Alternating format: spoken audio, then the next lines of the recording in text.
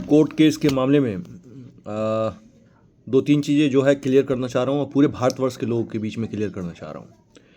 जब भी किसी मैटर्स को लेकर कोर्ट केस करने के लिए कोई आदमी सोचता है तो सबसे पहले दो चीज़ें ध्यान पर रखना है कि आप जिस मैटर को लड़ रहे हो उसका पूरा मसौदा आपके पास होना चाहिए। दूसरा, अगर कोर्ट केस करने के लिए आप जा रहे हो तो आपको ये पता होना चाहिए कि एडवोकेट के किस मैटर्स के एडवोकेट हैं।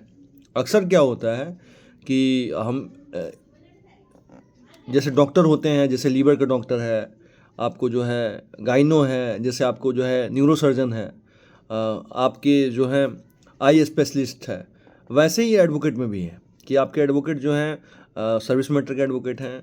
अब सर्विस मैटर में भी अलग अलग चीज़ें हैं, तो उस प्रकार से आपको एडवोकेट ढूंढना पड़ेगा।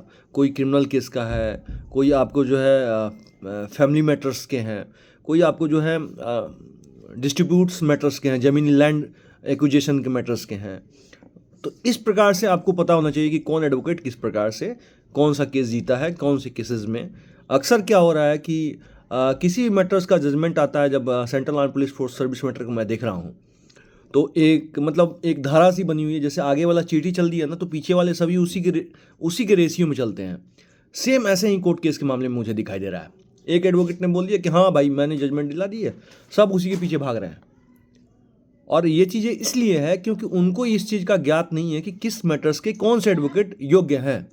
और ये बात को लेकर सभी लोगों को मैंने पहले भी कहा था और आज भी कह रहा है, आपके साथ जब भी कोई ऐसा मैटर्स आते हैं कोर्ट केस के, अगर आपको दिक्कत परेशानी हो रही है तो आप मुझसे संपर्क कर सकते हैं। मेरा नंबर है 7903482383। ये बताने का इसलिए तात्पर्य है कि किसी व्यक्ति विशेष का केस 10 साल 5 साल 7 साल पेंडिंग ना चले। जो भी हो ऑन द स्पॉट जल्द से जल्द कार्रवाई हो, काम कंप्लीट हो, मेरा ये मानना है। बाकी आप यूट्यूब पे देख रहे हैं, चैनल को जरूर सब्सक्राइब कर दें और आगे कमेंट बॉक्स में जरूर कमेंट करें और शेयर जरूर कर दें। जय हिंद।